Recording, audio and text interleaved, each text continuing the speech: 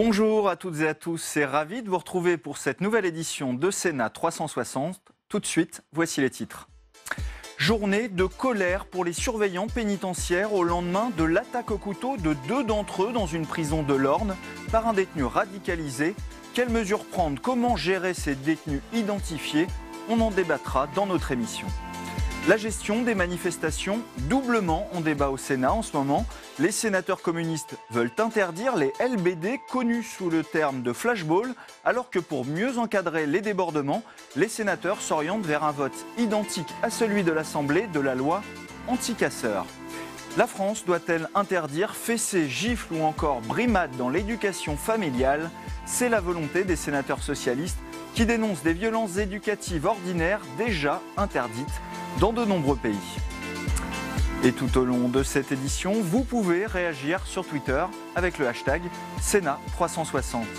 Pour m'accompagner cet après-midi, Alexandre Poussard est dans l'hémicycle et Tam Tranui en salle des conférences du Sénat. Le multiplex, c'est tout de suite.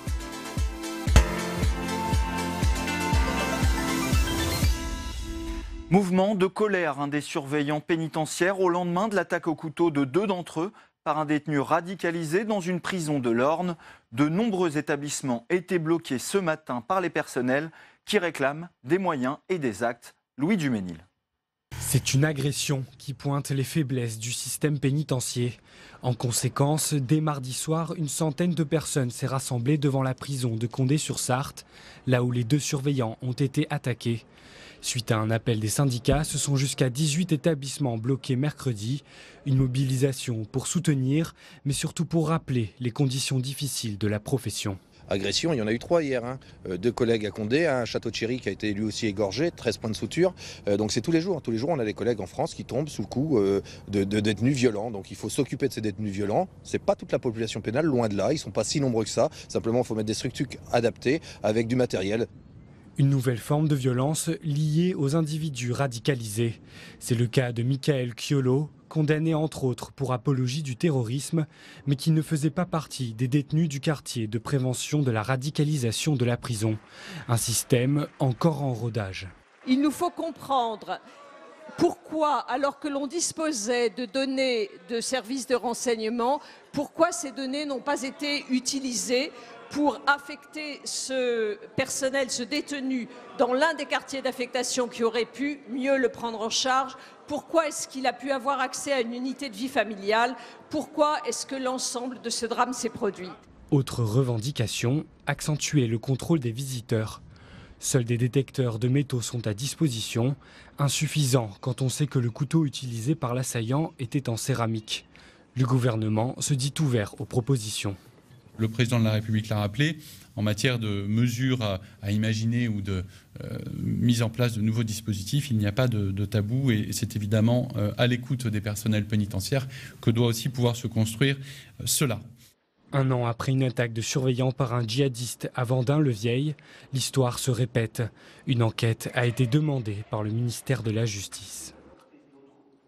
Et on rejoint Tam Tranui en salle des conférences du Sénat. Tam, vous êtes avec François-Noël Buffet, sénateur Les Républicains du Rhône. François-Noël Buffet, votre réaction à ce mouvement de blocage, ce mouvement de grève dans les établissements pénitentiaires qui, bien sûr, provient des événements d'hier à Condé-sur-Sarthe? C'était évidemment une réaction qu'on pouvait un peu anticiper malgré tout, indépendamment de l'événement gravissime d'hier. Nous savons que l'administration pénitentiaire est en grande difficulté. Et cela déjà depuis au moins une année, puisque l'année dernière déjà il y avait eu ce gros mouvement de grève. C'était déjà le cas il y a une année. La situation n'a pas spécialement évolué. Ils ont besoin de renforts, ils ont besoin de moyens, ils ont également besoin de considération. Je crois qu'il faut dire les choses comme elles sont. Par ailleurs, la situation carcérale est tellement tendue, moins dans les maisons où on exécute des peines longues que dans les maisons d'arrêt, où là, la surpopulation carcérale crée des conditions de travail qui sont très difficiles. Vous jugez que l'exécutif n'a pas su répondre à la crise de l'année dernière, et notamment la ministre de la Justice, Nicole Belloubet? Je pense que l'année dernière, les choses ont été prises un peu à la légère, mais qu'aujourd'hui, le mouvement de fond existe toujours et qu'il est très fragile. Donc le moindre événement, Ce n'est pas un moindre événement ce qui s'est passé hier, bien évidemment, hein, mais ce type d'événement contribue à alimenter les choses. Donc il faut aller vite, notamment pour régler les problèmes carcéraux. C'est pour ça que nous avions demandé la construction de places de prison. Rapidement, les 15 000 places voulues par le président de la République, qui ne seront pas faites en réalité, puisque reportées après 2020 et simplement pour 7 000, c'est trop tard. Il faut aller vite. Le climat est trop difficile, trop tendu pour eux, comme pour évidemment ceux qui s'occupent de justice, mais pour la pénitentiaire en particulier. Mais lorsque l'on prend le cas d'hier à Condé-sur-Sarthe, il n'y avait pas de surpopulation carcérale. Est-ce que le problème n'est pas différent? Pour le coup, il s'agit plutôt d'une personne radicalisée et qui n'avait peut-être pas été placée au bon endroit? Alors, sur l'aspect d'hier spécifique, oui, c'est vrai qu'il n'y avait pas de surpopulation carcérale. La question, c'est la radicalisation dans les prisons, la façon de l'anticiper, la façon de la traiter et probablement, peut-être, je parle sous toute réserve, la façon de l'incarcérer, les lieux et les conditions d'incarcération. C'est aussi un autre sujet. Mais pour répondre à cette question particulière, encore faut-il aussi avoir un point de vue général, national, avec une stratégie nationale qui nous manque aujourd'hui. Et nous avons besoin de cela pour pouvoir régler les choses à la fois rapidement, dans la mesure du possible, mais en tous les cas sur le moyen terme. Le problème d'hier, c'est aussi que cette personne s'était radicalisée en prison. Les prisons françaises sont-elles aujourd'hui un nid pour radicaliser les prisonniers? Oui, nous le savons. Nous savons très bien que lorsque quelqu'un rentre en maison d'arrêt, la radicalisation est potentiellement très très forte parce qu'il existe au sein de ces maisons d'arrêt des réseaux, des moyens de communication extrêmement forts, liés notamment à la surpopulation carcérale. Ça n'est pas le seul fait, mais ça en fait partie. Donc oui, nous avons un risque de radicalisation extrêmement fort en prison. C'est le sujet urgent du moment à traiter. Bien sûr qu'il y a d'autres sujets importants, mais celui-ci est essentiel. Est-ce que ce n'est pas un sujet d'autant plus important qu'il y a maintenant, bien sûr, la question du retour des revenants et on entend un certain nombre de voix, notamment à droite, qui disent nous n'avons absolument pas le système pénitentiaire qui est apte à incarcérer ce type de profil. Indépendamment de toute situation individuelle, nous ne sommes pas suffisamment équipés, effectivement, dans nos maisons d'arrêt pour traiter ce type de profil, en tous les cas en termes d'hébergement, enfin d'hébergement, c'est un grand terme, mais de cellules adaptées, de conditions d'incarcération adaptées. Nous sommes en difficulté là-dessus, mais une fois de plus, on revient toujours sur l'adaptation du patrimoine pénitentiaire, mais surtout la volonté de le développer pour l'organiser. Si on ne le développe pas, on n'y arrivera pas. Eh bien, merci beaucoup François-Noël Buffet d'avoir répondu à mes questions. Merci à vous. Merci Tam. Et nous partons maintenant rejoindre Alexandre Poussard dans l'hémicycle pour évoquer une proposition de loi débattue aujourd'hui qui vise à mieux protéger les pompiers des agressions. Et oui Jérôme, cette loi se base sur un constat alarmant, la hausse des agressions de sapeurs-pompiers en France. En 2017, il y a eu 2813 agressions de sapeurs-pompiers. En 10 ans, ces agressions ont augmenté de 213%. Et le problème, c'est que les victimes de ces agressions hésitent souvent à porter plainte de peur des représailles. Seulement 60% des pompiers agressés portent plainte au final. Alors cette proposition de loi déposée par Patrick Kanner, le patron des sénateurs socialistes, permet aux sapeurs-pompiers agressés de porter plainte de manière anonyme. La commission des lois du Sénat est plutôt favorable à l'esprit de cette mesure, mais elle estime qu'une plainte anonyme serait une atteinte trop importante au droit de la défense qui a le droit de connaître l'identité du plaignant. À la place, la commission des lois du Sénat propose l'anonymat des témoins de ces agressions, un anonymat qui existe déjà pour tous les témoins des délits ou crimes passibles de plus de 3 ans de prison. C'est donc vers ce dispositif que le Sénat semble s'orienter pour protéger les sapeurs-pompiers qui chaque année viennent au secours de 3,7 millions de victimes. Merci beaucoup Alexandre pour ces explications. Autre proposition de loi au menu du Sénat, à l'initiative du groupe communiste cette fois, et qui vise à interdire l'usage des lanceurs de balles de défense, mieux connus sous le nom de flashball, alors que ces armes ont été très utilisées par les forces de l'ordre dans le cadre des manifestations de Gilets jaunes. Les explications de Jonathan Dupriez. La position du groupe CRCE est claire. Il est urgent d'interdire l'usage du LBD 40 dans le cadre d'opérations de maintien de l'ordre. Ces sénateurs sont à l'origine d'une proposition de loi sur le sujet. Pour eux, cette arme a déjà causé de trop nombreuses victimes lors des manifestations de Gilets jaunes. On a 111 enquêtes de l'IGPN. Donc l'esprit de responsabilité était de décider un moratoire. On regarde les effets de cette arme, ses conséquences, les besoins en formation pour les policiers et voir s'il y a une alternative. Mais là, il faut retirer. Outre l'interdiction immédiate de l'arme, le texte demande qu'un fichier de police qui recense notamment les tirs de LBD soit rendu public. Aussi, les sénateurs plaident pour que le gouvernement révise sa doctrine du maintien de l'ordre en s'inspirant d'autres États européens. Le résultat serait formalisé dans un rapport. En Allemagne, c'est la désescalade. On peut se servir du dialogue, on peut parler avec les gens. On peut parler au lieu de s'approcher des manifestants. Il y a des pays qui dans les manifestations, n'utilisent pas des armes non létales, ne sont pas armés, et ces pays ne sont pas moins sûrs. Alors, il y a un problème. Examiné par la commission des lois du Sénat, ce texte avait été rejeté le 20 février. La commission avait jugé le LBD nécessaire à un usage proportionné de la force. Et pour parler de cette interdiction des LBD, on rejoint Tam Tranui qui est avec Jérôme Durain, sénateur socialiste de la Saône-et-Loire. Jérôme Durain, il y a quelques jours, on n'était pas encore sûr que le groupe socialiste allait voter pour la proposition de loi communiste qui vise à interdire les LBD. Et finalement, a priori, vous allez la voter, votre groupe va la voter. Oui, nous avons pris la décision hier en réunion de groupe, après un débat assez approfondi, de voter cette proposition de loi parce qu'il nous semble qu'il y a un impératif à protéger les manifestants d'outils qui sont non pas seulement des armes intermédiaires, comme on le dit, mais qui font des dégâts humains terribles, considérables, et un nombre de blessés avec des blessures d'une telle gravité qu'on ne peut pas rester sans rien faire. Certains jugent, notamment à droite, que s'il n'y avait pas eu ces armes, ces LBD, les forces de l'ordre auraient immédiatement utiliser des armes létales. Qu'est-ce que vous leur répondez ?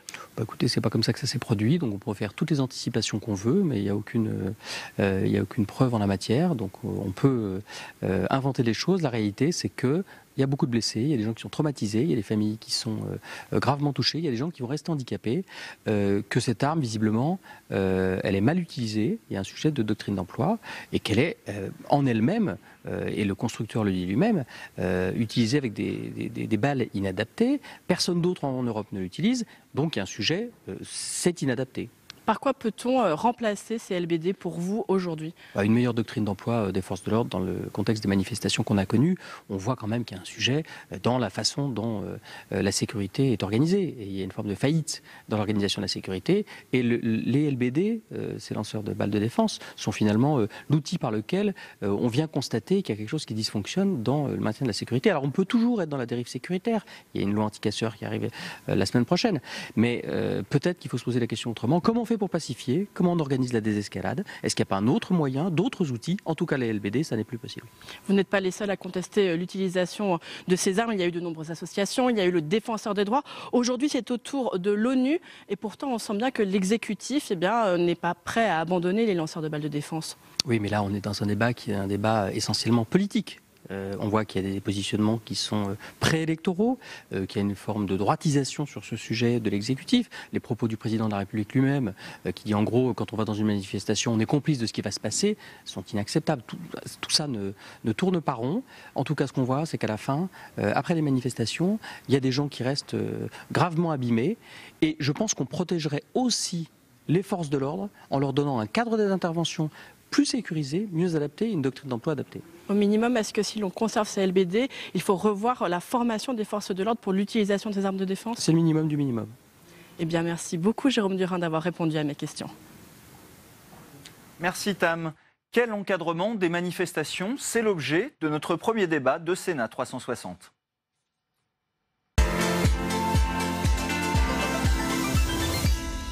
Et pour en parler, j'accueille sur le plateau mes invités. Eliane Assassi, bonjour. Bonjour. Vous êtes la présidente du groupe communiste au Sénat à l'initiative de cette proposition de loi qui vise à interdire l'usage des LBD. Bienvenue sur notre plateau. Face à vous, Jacqueline Eustache-Brignot, sénatrice Les Républicains du Val d'Oise, bonjour. Et vous êtes la rapporteure ici au Sénat de la proposition de loi dite anti-casseurs. Je suis rapporteur de la loi sur le LBD. Sur le LBD, excusez-moi. Pas sur la loi anti-casseurs. De l'autre côté de la table, j'accueille Aïona Pasquale. Vous êtes avocate au barreau de Paris et vous défendez notamment des gilets jaunes blessés lors des manifestations. Merci d'avoir accepté notre invitation. Et enfin, j'accueille Denis Jacob. Bonjour. Bonjour. Vous êtes le secrétaire général d'Alternative Police CFDT. Alors Eliane Assassi, votre texte, il sera débattu demain au Sénat. Pour vous, cette interdiction des lanceurs de balles de défense, les flashballs, pour faire simple, c'est pire que les flashballs. C'est nécessaire? Oui, oui, bien sûr. Bah, oui, c'est la raison pour laquelle on a déposé cette proposition de loi. Mais je voudrais tout de suite dire que nous ne sommes pas les seuls à demander l'interdiction. On vient d'entendre Jérôme Durain qui est... Non, mais je ne vous parle pas de parlementaires. Je vous parle aussi de l'ONU. Je vous parle aussi de la commissaire européenne aux droits de l'homme. Je vous parle aussi du Conseil européen. Je vous parle aussi du Défenseur des droits. Je vous parle aussi d'une multitude d'associations, de magistrats, d'avocats qui s'élèvent aujourd'hui contre l'utilisation de cette arme dans les manifestations parce qu'elle cause des dégâts physiques d'une extrême gravité qui mutilent des gens à vie. Donc c'est aussi une des raisons. Ce n'est pas une proposition de loi contre les policiers. Je suis très respectueuse du travail effectué par nos forces de l'ordre dans ce pays. Mais force est de constater, dans la diversité, que l'utilisation de cette arme pose aujourd'hui problème. Je rappelle que c'est une arme de première catégorie. Denis Jacob, vous représentez les policiers ici sur le plateau. Est-ce que vous avez besoin de ces LBD pour le maintien de l'ordre ? Bien sûr qu'on en a besoin, mais avant tout, je voudrais dire qu'à chaque fois qu'on a eu une dotation d'un moyen de travailler sur la voie publique face à des affrontements particulièrement violents, on a eu une polémique. On a eu les tasers, il fallait l'interdire. On a eu l'affaire Théo avec la matraque télescopique, il fallait l'interdire. Aujourd'hui, il y a eu le flashball, il fallait l'interdire, il l'a été. Aujourd'hui, on a le lanceur de balles de défense et on a une polémique qui est en train de commencer avec les canons à eau parce qu'on a eu des blessés avec les canons à eau. Donc retirons tout à la police et puis allons-y avec un bouquet de marguerites et tout se passera bien. Donc à un moment, il faut être un peu sérieux. J'ai pris connaissance de la proposition de loi et je regrette que personne de votre groupe, Madame la sénatrice, n'ait été présent le 13 février quand il y a eu la table ronde avec tous les syndicats de police au Sénat. Non, on n'est pas venu parce que je considère que quand tous les policiers, enfin tous les représentants sont réunis et que quelqu'un qui dépose un projet de loi ne vient pas discuter avec les syndicats de police, je ne vois pas pour quelle raison nous viendrions faire une table ronde avec des gilets jaunes et des journalistes puisque c'était la proposition de votre table ronde. Donc le LBD, il y a un sujet. Il ne faut pas le nier. Moi, je ne suis pas là pour faire du dogmatisme. Il y a eu des accidents graves, il y a eu des blessés graves, il est vrai, mais il y a tout un contexte et il faut remettre ça dans le contexte de la formation, d'un maintien de l'ordre et de manifestations particulièrement violentes dont on n'a jamais eu affaire jusqu'à présent, puisqu'on a eu affaire à des manifestations de contact. Jusqu'à présent, le maintien de l'ordre français, c'était d'être à distance des manifestants et il n'y avait pas de contact direct. Donc, il y a des sujets. Changement de doctrine, donc changement d'équipe. Elle est en cours. Elle est en cours. Jacqueline Eustache-Brinio, vous êtes la rapporteure de ce texte. Cette proposition de loi, elle a peu de chances d'être adoptée au Sénat ? La commission des lois a émis un avis défavorable sur ce texte. Alors, je vais revenir sur un certain nombre d'arguments qui ont été posés lors de l'exposé des motifs sur cette proposition. D'abord, moi, je voudrais quand même revenir sur quelque chose de très particulier. On découvre ce LBD, d'abord, on ne l'utilise pas depuis 3 mois. Cette arme, elle est utilisée par la police depuis déjà un certain nombre d'années. On est dans un contexte très particulier, qui est le contexte des Gilets jaunes, dans le cadre de manifestations très particulières, qui ne sont pas des manifestations organisées comme traditionnellement elles le sont dans l'espace public en France. Je veux dire, il est quand même très rare dans des manifestations qui ont lieu très régulièrement dans des villes en France que cette arme soit utilisée. Nous sommes depuis la mi-novembre sur des manifestations que ce n'est pas des manifestations, c'est la guérilla urbaine, ce sont par définition des choses qui sont illégales parce que pas déclarées, il faut quand même savoir, les parcours ne sont pas toujours connus. De manière un peu récente, les parcours sont à peu près donnés, ils ne sont pas toujours respectés. Donc il faut juste replacer le contexte de cette arme aujourd'hui, qui est une arme intermédiaire, qui fait partie d'un processus qui est de maintien de l'ordre. Le maintien de l'ordre, il y a des règles, qui est très réglementé dans son utilisation. Je veux le dire parce qu'on dit tout et n'importe quoi sur cette arme. Bien sûr qu'elle fait des dégâts, personne ne contexte, on le voit. Mais aujourd'hui, quand on voit qu'il y a eu, entre le 17 novembre et le 5 février, 13 400 tirs de LBD, 13 400, quand dans une année normale, entre guillemets, la police en tire 6 000. Donc vous imaginez sur ce peu de temps, donc vous imaginez ce que la police a vécu quand même, avec quand même quelque chose que je voudrais dire. La police, elle est là pour nous protéger. Quand on est cambriolé, quand on est attaqué, on appelle qui pour nous protéger les policiers. Donc les policiers, on les attaque pas. Et les policiers, à un moment, Non, ils doivent aussi... du maintien de l'ordre dans les manifestations. Non, mais c'est important. Mais le maintien de l'ordre dans les manifestations, il est réglementé. Ce n'est pas une arme utilisée pour disperser les manifestations, on ne le dit pas. C'est pas une arme qui est appelée pour ça. C'est une arme qui est utilisée lorsqu'il y a menace sur des groupes ou des individus par les manifestants. Donc voilà, il est très réglementé l'utilisation de ce LBD. Et c'est une arme intermédiaire. Donc de toute façon, aujourd'hui, juste pour finir, puis je reprends la parole après, si on supprime l'utilisation du LBD, c'est l'arme létale. Qu'est-ce qu'on veut? Parce qu'aujourd'hui, c'est ça. Hein. Si on n'utilise pas cette arme, c'est l'arme létale qui est derrière, on fait quoi? Donc voilà. Donc, on va évoquer ces sujets. Je voudrais donner la parole à Inoa Pasquale. Vous êtes une avocate qui défend des manifestants qui ont été blessés par ces armes. L'usage, on l'a entendu, 13 400 tirs de LBD, déjà, c'est du jamais vu. Ben oui. Oui, effectivement, ce sont des chiffres qui sont très importants. Alors, nous, on ne fait pas non plus mine de découvrir l'usage du LBD en France, puisqu'on sait qu'il est utilisé depuis très longtemps, notamment dans les banlieues, où il a fait également un très grand nombre de blessés.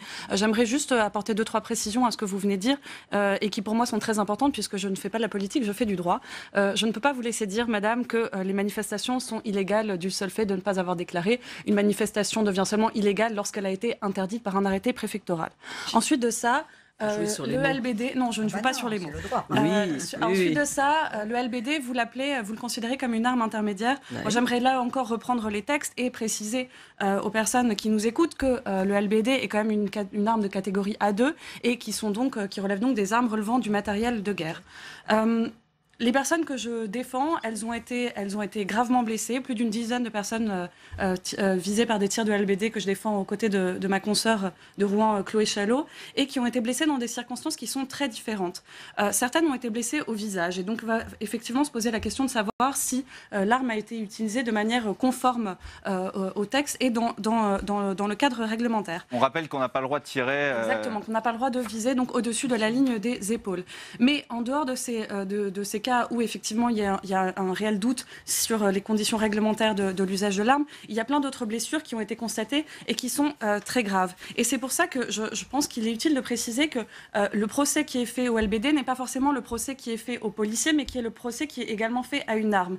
Et en dehors de la responsabilité pénale qui est susceptible d'être engagée, dans lesquelles les policiers sont censés susceptibles d'engager leur responsabilité, donc pénalement, dans les cas où il sera prouvé qu'ils n'ont pas fait usage de la légitime, enfin qu'ils n'étaient pas placés en situation de légitime défense, va se poser à un moment la question de la responsabilité de l'État. Et l'État a déjà vu sa responsabilité engagée dans le cadre de l'utilisation de LBD par des personnes qui avaient été grièvement blessées par cette arme qui a été qualifiée par le juge administratif d'arme dangereuse. Et à titre d'exemple, j'aimerais évoquer le cas d'un manifestant qui avait été blessé il y a 10 ans par un tir de LBD et pour lequel l'État a été condamné à lui verser la somme de 100 000 € parce qu'il avait été considéré qu'il avait été fait un usage donc fautif de cette arme par les forces de l'ordre sans que cela engage la responsabilité pénale. Oui, alors c'était le LBD 4046. C'était en 2008. C'était pas Flashball plutôt Bon, on va parler des manifestations, on va parler de l'usage actuel. On l'a entendu, hein, vous l'avez évoqué, Eliane Assassi, de plus en plus de voix s'élèvent au niveau européen, mais aussi aujourd'hui, à l'ONU, c'est Michelle Bachelet, la haut-commissaire aux droits de l'homme, qui a pris la parole sur la gestion des manifestations en France. On l'écoute. En France, les Gilets jaunes protestent contre ce qu'ils considèrent comme des inégalités économiques et une exclusion des affaires publiques. Nous encourageons le gouvernement à poursuivre le dialogue, y compris le suivi des discussions nationales actuellement en cours, et demandons urgemment une enquête approfondie sur tous les cas rapportés d'usage excessif de la force.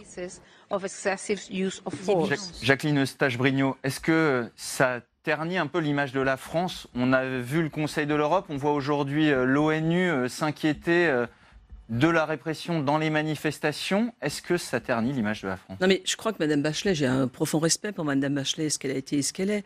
Mais je pense qu'elle connaît pas. Présidente du Chili. Exactement. Je pense qu'elle ne connaît pas le contexte que nous vivons depuis quelques mois. Elle ne le connaît pas. Elle ne connaît pas. En France, on ne tire pas sur la foule. Hein. Il faut juste arrêter. Nous ne sommes pas dans une dictature, ce qu'elle a connu d'ailleurs. Voilà, on n'est pas dans un pays où une dictature ferait qu'on tire sur la foule. Il faut arrêter de dire ça. Il faut juste arrêter de dire ça. C'est faux. La police ne tire pas sur la foule comme elle peut le faire dans certains pays, pas si éloignés que nous d'ailleurs. D'accord. Ça, c'est important. Donc, il faut juste relativiser ces mots. Je finis ça. Parce que nous ne sommes pas dans un pays de dictature, quel que soit le président, qu'il soit de droite, de gauche, du centre. Nous ne dépendons. La police ne tire pas sur la foule sans avoir un cadre la proposition précis. de loi qui sera débattue demain ne consiste pas à faire un procès à la police. Ce n'est pas le sujet. C'est ce qui est malheureusement fait, madame. Mais non, mais peut-être, c'est comme ça que vous l'entendez, mais ce n'est pas comme ça que je l'entends. Non, vous avez une démarche particulièrement dogmatique. Vous partez d'un présupposé que de toute façon, comme ce sont des parlementaires communistes, pas du forcément, tout. Mais si. Partez-vous d'un présupposé que parce que on ne parle pas d'un présupposé, monsieur. J'ai rencontré des syndicalistes de la police qui eux-mêmes disent que ce ne sont pas les policiers en responsabilité du maintien de l'ordre qui utilisent les LBD 40. Et ils reprochent eux-mêmes à d'autres forces de police telles que les BAC ou la BRI d'utiliser cette arme alors qu'ils ne sont pas formés. Madame, pour utiliser, est-ce que vous savez dans quelles conditions on utilise un LBD ? Pour utiliser un LBD, il faut avoir une habilitation. Exactement. D'accord. Une habilitation. Ça veut dire que vous avez. Mais la formation n'est pas la même pour les. La formation n'est pas la même pour les CRS et les gendarmes mobiles que pour les agents de la BAC ou de la BRI. Mais bien sûr que si. Ce n'est pas la même. Mais bien sûr que si. L'habilitation, elle est la même pour tout le monde, madame. Attendez, je vais répondre si vous me permettez.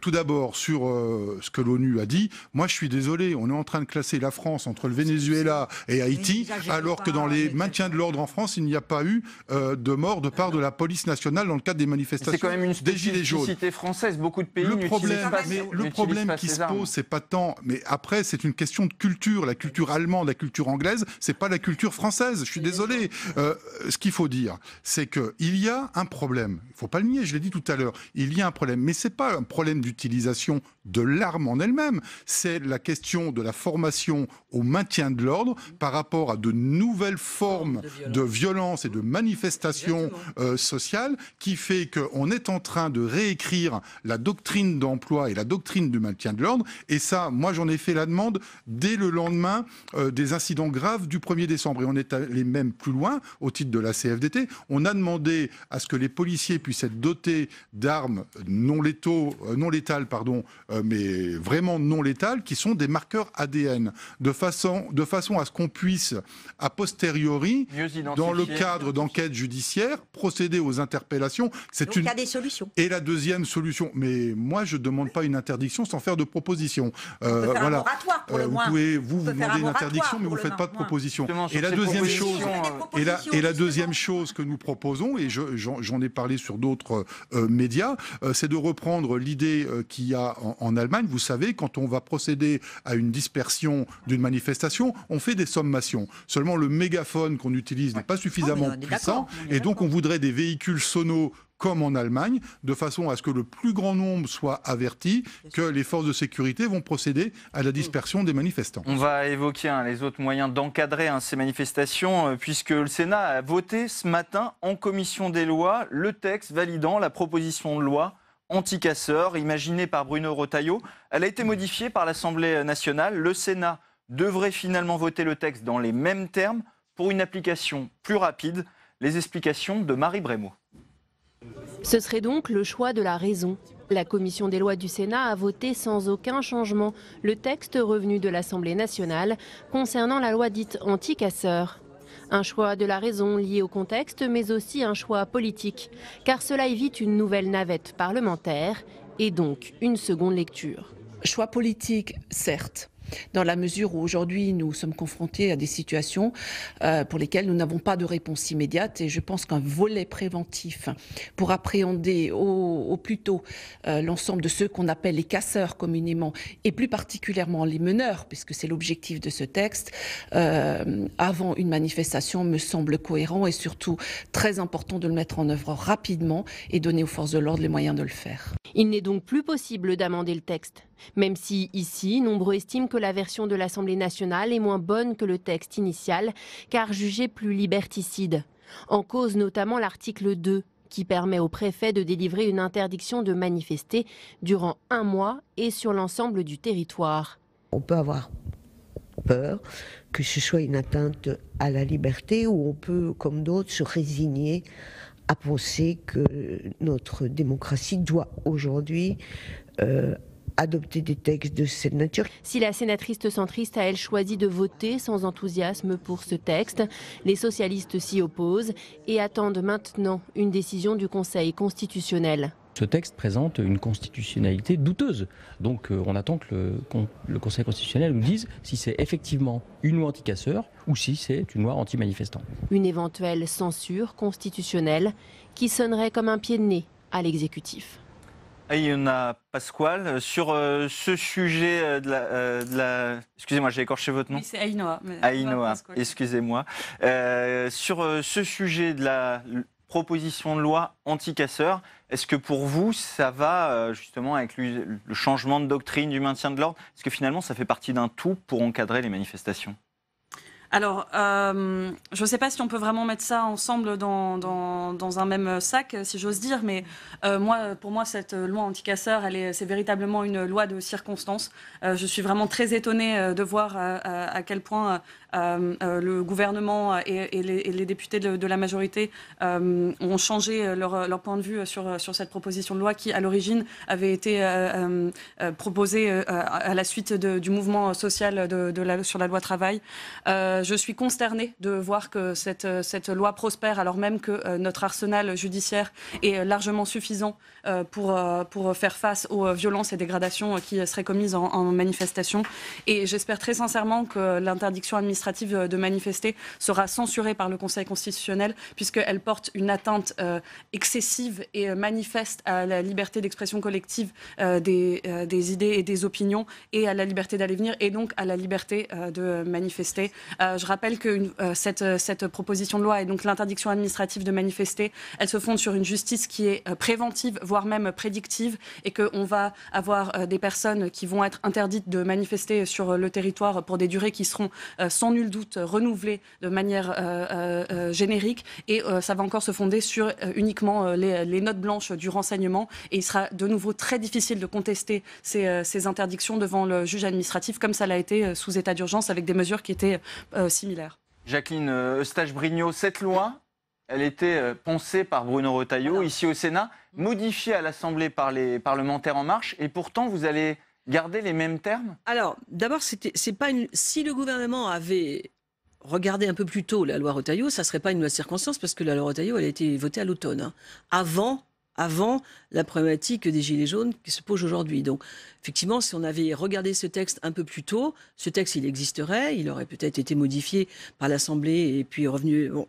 Aujourd'hui, effectivement, il tombe dans un temps un peu plus compliqué. Il y a une urgence à le voter? Il y a une urgence à le voter, effectivement, parce qu'il faut un moment qu'un certain nombre de choses s'arrêtent. Donc, les violences qui sont faites, enfin, aujourd'hui, il y a des lois qui existent pour interdire certains hooligans de ne pas aller dans les stades. Ben voilà, parce qu'ils sont tellement violents, ils posent tellement de problèmes. Donc voilà. Donc, mais je veux dire, il y a des lois, il y a des pays où là, ça existe. Là, on parle d'un droit constitutionnel à manifester. C'est une loi française, il y a ça. En France, je reprends ce que j'ai dit, il y a en France des jeunes supporters, ils sont interdits de stade. Donc parce qu'ils ont posé de graves problèmes dans les stades où on est censé s'amuser. Donc aujourd'hui, il faut quand même savoir que la violence, et c'est le mot, la violence de certains manifestants qui cassent, qui dégradent, pour des raisons politiques, bon voilà, c'est leur choix, etc. On ne peut plus entendre ça.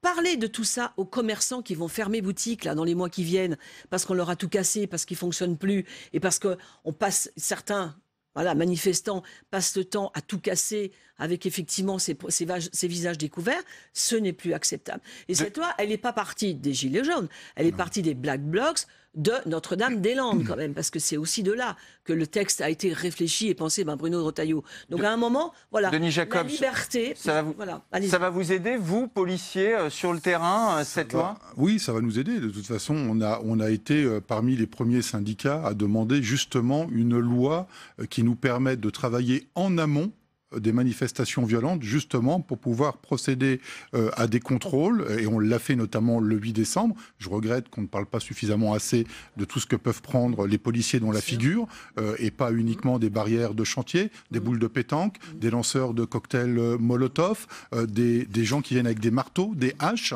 Je le rappelle, c'est quand même important de dire que quand les policiers ripostent sur des manifestations violentes, c'est parce qu'ils sont agressés et pas parce qu'ils ont envie d'utiliser les moyens à leur disposition. Et cette loi, donc l'interdiction préventive, pour vous, c'est un outil utile ? Bien sûr, ça renforce, parce que là, je ne suis pas tout à fait d'accord avec vous, hein, excusez-moi, mais on a déjà des dispositifs qui sont en place et qui ont démontré qu'ils ne fonctionnaient pas, puisque la grande majorité des interdictions administratives ont été cassées par les TA, par les tribunaux administratifs.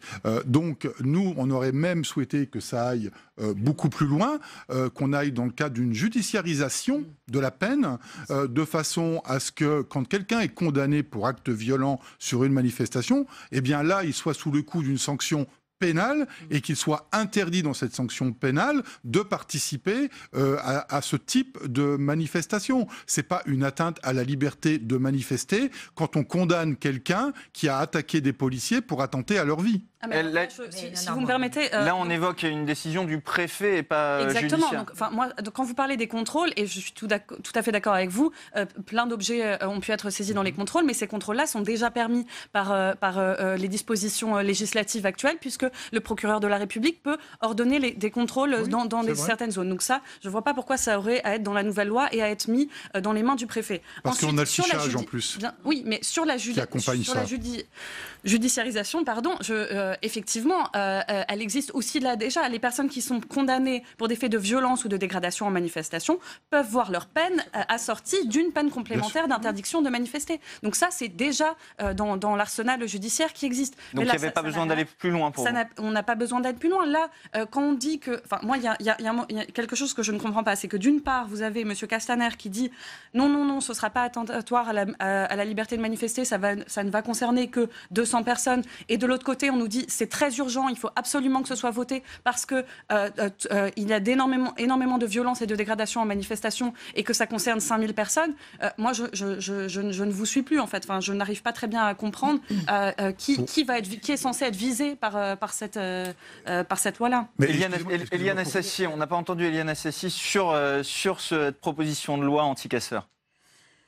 Écoutez, quand la proposition de loi déposée par M. Retailleau a été débattue ici au Sénat, nous avons voté contre. Moi, ce que je regrette aujourd'hui, c'est qu'on utilise encore des textes, alors que l'arsenal législatif existe, et juridique et législatif existe déjà, dans un moment assez difficile que traverse notre pays. Aujourd'hui, il y a un grand débat national dans le pays.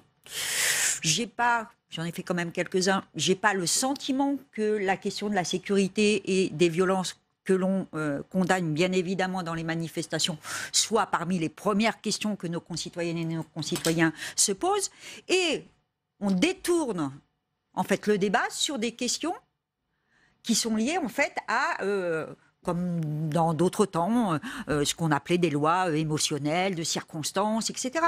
Cette proposition de loi ne sert à rien, sauf à porter atteinte au droit constitutionnel de manifester. Vous avez beau hocher la tête, mais c'est comme ça. C'est pas des manifestants, madame, c'est des casseurs. Mais c'est comme ça. Ce sont des casseurs à qui on a affaire. Ce ne sont pas des gilets jaunes. Mais ce qui est dans ce texte... Vous faites un amalgame entre gilets jaunes et casseurs. Dans ce texte, il est fait la démonstration qu'on inciterait donc nos concitoyennes et nos concitoyens à ne pas aller manifester parce qu'a priori, un certain nombre d'entre eux seraient considérés comme de potentiels casseurs. Et puis moi, je rejoins ce que dit madame l'avocate, c'est-à-dire que c'est quand même assez extraordinaire que dans un pays comme le nôtre, une démocratie comme le nôtre, ce soit le préfet qui prennent des décisions à la place de la justice. On est là quand même devant un fait d'une extrême gravité qui peut conduire à des dérives qui peuvent être très graves pour, je le répète, notre démocratie. Denis Jacob, il y a la question de comment on identifie qui interdire de manifestation si cette loi est passée. Il y a eu sur les 8000 premières gardes à vue, il n'y a eu qu'une centaine d'incarcérations au final. Donc Mais on voit on qu'au parle- départ c'est large et qu'après ça se Je ne parle pas resserre. d'incarcération. Moi, je ne dis pas qu'il faut mettre tout le monde en prison. C'est pas ça le débat. C'est que quand on a des individus qui sont contrôlés en amont d'une manifestation, qui sont porteurs d'armes par destination, Il n'y a pas que ça dans le texte. hein. Non, mais Il n'y a pas que ceux qui sont porteurs d'armes. Ouais. Dans le texte. Peut-être. Bah, Oui, non, mais d'accord. Moi, ce que je vous dis, c'est que, il y a un amalgame qui est fait entre ceux qui viennent casser sur les manifestations, et ils sont clairement identifiés. On a des illustrations ici, sur ce plateau, on voit bien que ce n'est pas des gilets jaunes, par exemple. Moi, je suis désolé, sur les manifestations aujourd'hui, nous ne retrouvons pas les gilets jaunes qu'on a rencontrés sur les ronds-points. Est-ce qu'il y a eu la moindre violence sur les ronds-points ? Non, il n'y en a pas eu. Ça s'est même passé bon enfant avec les policiers. Est-ce que dans les manifestations des Gilets jaunes, il y a eu des personnes décédées à cause de la police nationale ? Non. Il fallait surtout pas qu'il y en ait dans le climat. Surtout pas. Mais pourtant, l'ONU nous classe parmi les pays les plus violents, entre le Venezuela et Haïti, 2 pays qui ont connu des morts dans le cadre de leurs manifestations. Donc je trouve ça un peu disproportionné. Mais ça, c'est mon avis de citoyen. Sur la loi anti-casseurs, le but est de prévenir. Le but est de prévenir, notamment par un fichage. Et nous, on était opposés à la création d'un nouveau fichier. Je le précise, on était opposés parce que je pense, et Madame le disait très justement, on a déjà un dispositif juridique qui nous permet de travailler convenablement. Je pense qu'il y a des choses à renforcer et c'est le texte qui est proposé qui en fait l'objet, qui propose de renforcer. Et le but, c'est de prévenir toute violence en exfiltrant des personnes clairement identifiées comme étant des casseurs dans des manifestations précédentes pour pouvoir les retirer, les mettre en garde à vue potentiellement s'ils sont porteurs d'armes par destination et d'éviter tous les heurts qu'on a pu connaître jusqu'à présent. Jacqueline Eustache-Brinio, sur le risque anticonstitutionnel qui pèse cet article 2, beaucoup de personnes disent que ça ne passera pas le filtre du Conseil constitutionnel. Je ne suis pas une grande constitutionnaliste, donc je ne vais pas me donner un avis sur ce sujet. Moi, je voudrais revenir sur le droit de manifester. Personne ne remet en cause avec cette loi le droit de manifester. Manifester, c'est pas casser. Donc, il faut quand même juste préciser. Que de ça. Parce que c'est le problème d'aujourd'hui, Madame Assassi. Avec toute l'amitié que j'ai pour vous, le problème d'aujourd'hui, c'est les casseurs. Aujourd'hui, quand vous parlez avec des citoyens qui regardent ces casseurs à longueur de samedi péter des vitrines, brûler des voitures. Non mais je finis. On va finir très rapidement, s'il vous plaît. C'est important. Moi, je ne suis pas comme ça quand je manifeste. Mais d'accord, mais Madame Assassi, ils existent et c'est un problème. Mais ils existent depuis longtemps, Madame. Quand on les voit, je voudrais juste finir, Madame Assassi, je ne sais pas couper. Quand on les voit déambuler dans Paris, brûler une voiture, casser un magasin, casser encore un autre magasin, casser d'autres voitures, qu'est-ce qu'ils disent les habitants? Mais pourquoi on les arrête pas? Parce qu'on ne peut pas les arrêter, parce que c'est pas si simple. Ceux-là, il faut les interdire de manifester, parce qu'ils nuisent aux causes d'ailleurs des Gilets jaunes, à toutes les causes qui peuvent être des causes syndicales, tout à fait louables et nécessaires. Et je pense que ceux-là, il faut les empêcher de casser, parce que ce ne sont pas des manifestants, ce sont des casseurs. Il y a tout. Pourquoi ce n'est pas fait aujourd'hui? La preuve qu'aujourd'hui, ça n'est pas suffisant. Et la loi, elle est là pour faire avancer. Parlons un peu de la situation des policiers aussi. Laissez-moi finir. Je voudrais juste finir. Je voudrais finir, Madame Assassi. Madame Assassi, laissez-moi finir. Aujourd'hui, les textes ne suffisent pas, ne sont pas suffisants, et il y a urgence à faire en sorte que ces gens qui sont là pour casser et détruire notre démocratie, on les arrête. Voilà, c'est tout. C'est normal. Si vous dites qu'on ne peut pas les arrêter, c'est pas que ce sont les textes qui sont insuffisants, c'est que ce sont les effectifs qui sont non, pas que, Madame. C'est trop facile de dire ça. Pas que. Ce n'est pas que ça. Denis Jacob, on n'a pas la possibilité de les interpeller directement en manifestation. Alors, les personnes qui sont habituées, ce qu'on appelle les black blocs, mais là, en l'occurrence, c'est pas vraiment les black blocs à qui on a eu affaire. C'est des gens d'ultra-droite, d'ultra-gauche principalement, beaucoup d'ultra-gauche. On essaye de les identifier bien évidemment comme on peut. Et justement, le fait de pouvoir ficher ces personnes-là sur le même plan que ceux qui sont hooligans, puisque c'est déjà le cas en France, et pas en Angleterre uniquement, mais il y a eu beaucoup de décisions cassées par les tribunaux suite à ces interdictions de stade. Cette loi a pour objet de renforcer la possibilité d'avoir un outil pratique et pragmatique pour les policiers sur le terrain en amont, de voir que quand on a quelqu'un qui a été fiché, c'est que il y a eu des faits avérés, puisque nous, ça nous permet de les exfiltrer de mouvements potentiellement violents et de minimiser les problèmes auxquels on est confronté depuis près de 4 mois. Merci à vous 4 d'avoir participé à ce débat. On va maintenant retrouver Alexandre Poussard dans l'hémicycle pour évoquer une autre proposition de loi, un socialiste qui veut interdire les violences éducatives ordinaires Mais qu'est-ce que cela recouvre donc, Alexandre? Jérôme, dans ces violences éducatives ordinaires, il y a bien sûr la fessée, la gifle, la tape sur les oreilles, mais aussi les injures, les menaces et tous les propos humiliants envers les enfants. Alors c'est un texte très simple, avec un article unique qui inscrit dans le Code civil la phrase suivante: l'autorité parentale s'exerce sans violence physique et psychologique. Et ce principe doit mettre fin à une jurisprudence de la Cour de cassation qui autorise en quelque sorte un droit de correction des parents sur leurs enfants avec plusieurs conditions. Il faut que ces violences ne causent pas de dommages à l'enfant, il faut qu'elles soient proportionnées et qu'elles ne présentent pas un caractère humiliant. Alors il faut savoir que la France fait partie des derniers pays de l'Union européenne à ne pas avoir de loi interdisant la fessée et toute autre violence éducative ordinaire. 23 pays de l'Union européenne ont déjà une loi, mais le problème c'est que 70% des Français y sont opposés et 85% des parents affirment avoir déjà eu recours à des violences éducatives ordinaires. En tout cas, la classe politique est plutôt favorable à l'adoption d'une loi. La majorité La République En Marche à l'Assemblée nationale a déjà adopté un texte similaire. Et puis la commission des lois du Sénat a revu la rédaction de cette proposition de loi pour aboutir à une seule loi qui sera votée par les deux chambres. Une loi qui restera somme toute symbolique puisqu'elle ne prévoit pas de sanctions pénales pour ces violences éducatives.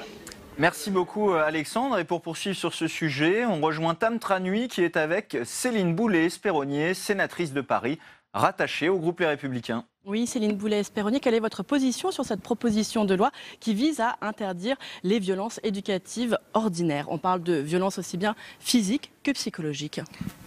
Écoutez, tout ce qui peut militer en faveur des droits des enfants et contre la violence à l'égard des enfants est bon à prendre. À l'évidence, il y a eu un consensus au niveau de la commission des lois au Sénat pour dégager un texte qui est précis, un article unique, pour lutter contre la violence dite ordinaire, dite éducative. Donc je voterai ce texte absolument. On le voit, c'est un problème qui reste important. Oui. Aujourd'hui en France, il y a 80 à 85% des parents qui disent qu'ils ont déjà eu recours à ce type de violence. Et ce texte, ce type d'interdiction a déjà été prononcé dans 23 pays de l'Union européenne. La France est en retard. La France est légèrement en retard. Il était temps qu'elle s'y mette. Il n'est jamais trop tard pour bien faire. Ça va être le cas ce soir. Effectivement, ces 85%, c'est un chiffre qui vient de la Fondation de l'enfance et qui est quand même un peu alarmant. Alors, il ne s'agit pas évidemment de dire aux parents qu'ils font mal. C'est difficile d'être parent aussi parfois. Mais c'est de dire qu'il y a une limite à ne pas dépasser et sanctuariser l'interdiction des violences éducatives. Et quand on dit violence éducative, par définition, quand on éduque, on ne violente pas parce qu'on sait que ça n'a pas de portée positive.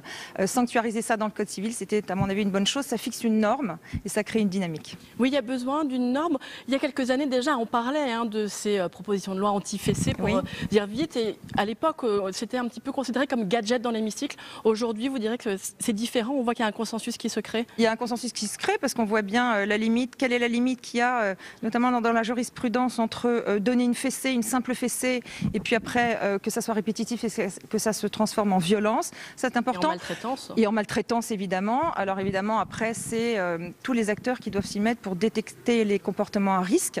Il ne s'agit pas, encore une fois, de dire aux parents qu'ils font mal, mais cette appellation qui était de dire la loi anti-fessée, c'était un peu caricatural et on est sorti, Dieu merci, de cette caricature. Parce qu'il n'y a pas que les fessées, il y a les gifles, il y a tous les comportements à risque, les comportements physiques, mais il y a aussi les violences morales, psychologiques, les menaces, les insultes, etc., qui peuvent être encore même pires. Vous avez déposé 2 amendements sur cette proposition de loi. Quels sont leurs objectifs? Alors leurs objectifs, c'est de dire qu'il faut avant tout changer les mentalités. Quelque part, les parents, les adultes sont des grands enfants aussi qui ont évolué. Il ne s'agit pas de leur imposer des normes, ce n'est pas du tout le but, et en tout cas pas dans l'ADN du Sénat, mais c'est de leur expliquer. Donc c'est de dire, il faut que tous les acteurs s'y mettent, il faut qu'il y ait aussi une information, une aide à la parentalité. Il faut par exemple former les assistants maternels, qui le sont déjà, mais encore plus, pour dire pas de violence. Voilà, et qui est évidemment des allers-retours entre les différents acteurs. Et vous demandez également un état des lieux. Il y a un état des lieux, absolument. Oui, ça aussi c'est important. C'est un sujet, donc je le disais, qui fait consensus à l'Assemblée nationale. Et il y a déjà eu l'adoption d'une proposition de loi qui reprend exactement les mêmes termes. Vous avez bon espoir que cela puisse aboutir? Oui, absolument. Non, j'ai très bon espoir. Tout ça va dans le bon sens. Eh bien, merci beaucoup Céline Boulay-Espéronnier d'avoir répondu à mes questions. Merci à vous. Merci Tam. Les violences éducatives ordinaires, c'est l'objet de notre face-à-face du jour.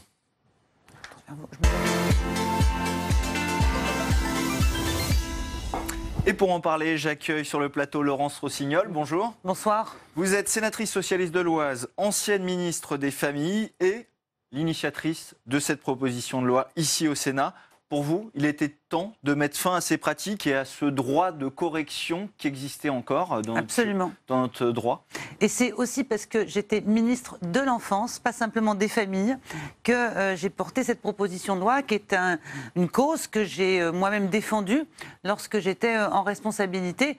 Et je pense qu'après le vote de la commission des lois cette semaine, ce soir, le texte va être adopté par le Sénat. C'est une belle avancée. Le gouvernement aura ensuite 2 textes identiques, adoptés l'un par le Sénat, l'autre par l'Assemblée nationale. Et il aura juste à... C'est une formalité ensuite pour lui, pour faire adopter ces 2 PPL et en faire une loi inscrite dans le Code civil.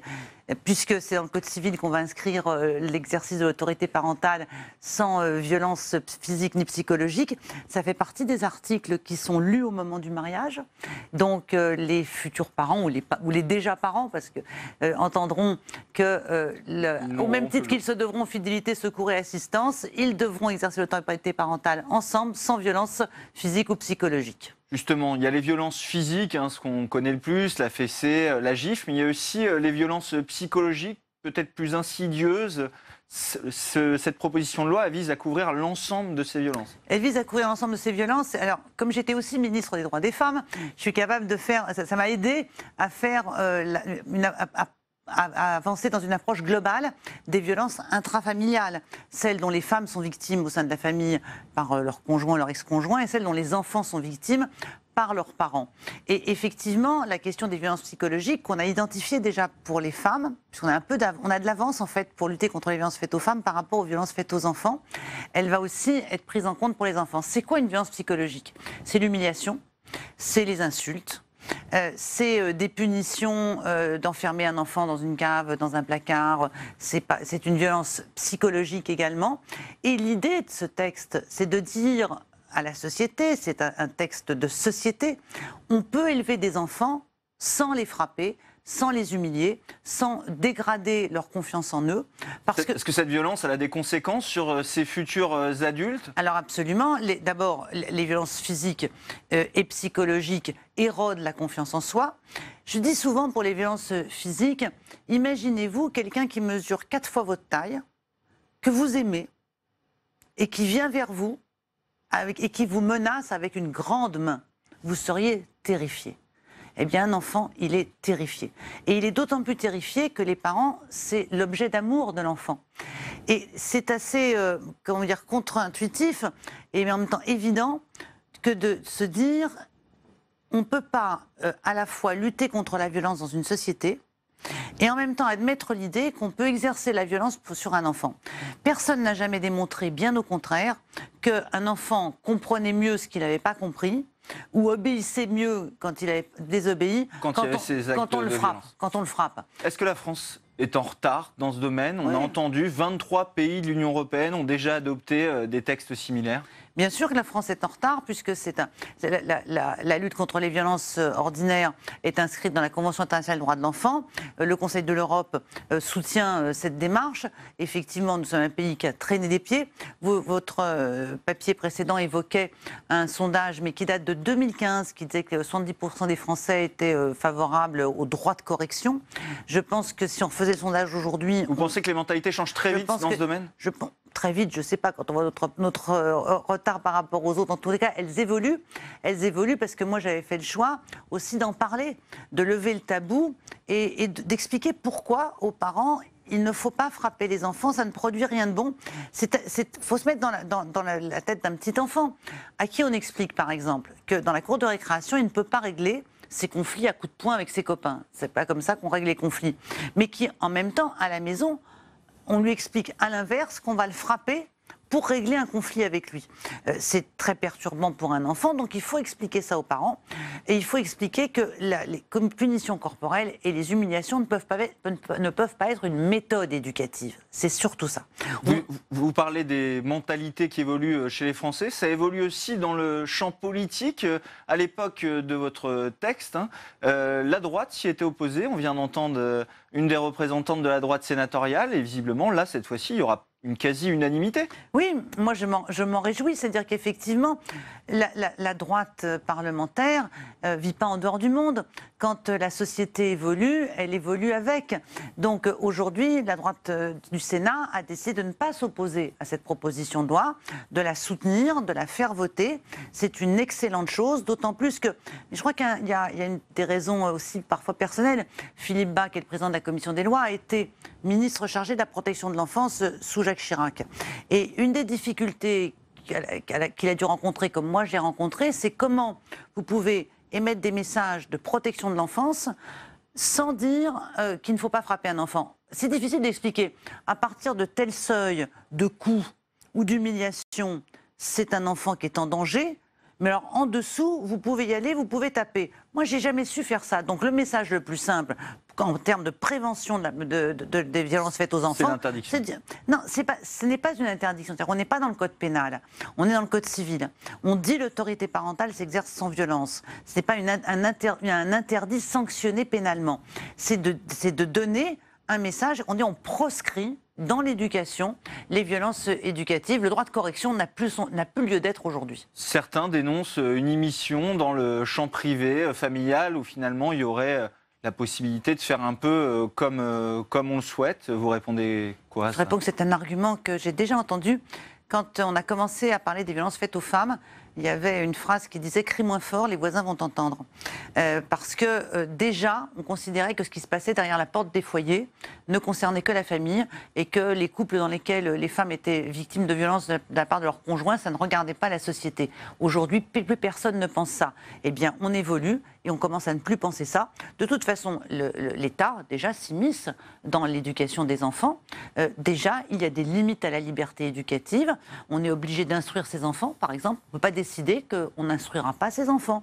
L'État intervient pour protéger les enfants des violences ou quand ils sont exposés à des dangers. Donc, là encore, ce n'est pas une immixtion de l'État, c'est son devoir de protection à l'égard des plus vulnérables, et les enfants le sont particulièrement. Je vais revenir sur cette unanimité politique. La proposition de loi à l'Assemblée venait du MoDem. Vraiment, finalement, là, vous rencontrez... À l'époque, vous aviez des oppositions quand vous étiez ministre. Finalement, là, il n'y a plus de grand parti d'opposition sur ces sujets-là.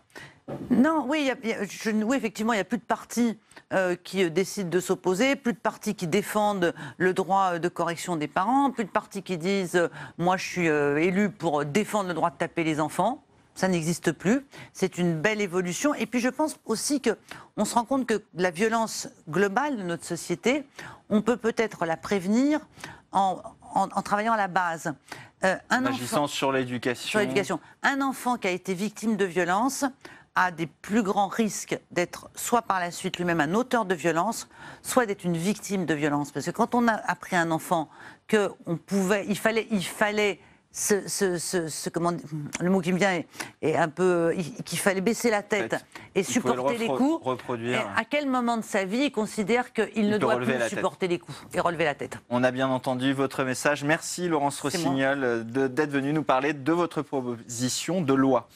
Les géants du numérique bientôt taxés en France. Une loi a été présentée ce matin au Conseil des ministres et devrait permettre de récolter environ 400 millions d'euros dès cette année. Un premier pas avant qu'une éventuelle taxe mondiale se mette en place. Les explications de Léa Daupré. Obliger les géants d'Internet à payer plus d'impôts en France, c'est l'objectif de Bruno Le Maire avec la taxe GAFA. Google, Apple, Facebook, Amazon, au total une trentaine d'entreprises majoritairement américaines seraient concernées. Gain espéré pour l'État, 400 millions d'euros pour 2019, 650 millions dès 2022 et une fiscalité plus juste pour le ministre de l'économie. Aujourd'hui, les plus grandes entreprises du numérique, celles qui font le plus de profit, payent 14 points d'impôt en moins que n'importe quelle autre entreprise en France. Que ce soit une PME, une TPE, commerçant, un artisan, ils payent 14 points d'impôt de plus que les géants du numérique. Donc cette situation n'est pas tenable. Mais pas question de taxer les petites startups françaises. Dans le viseur de Bercy, les entreprises avec un chiffre d'affaires de 750 millions d'euros dans le monde et 25 millions d'euros en France.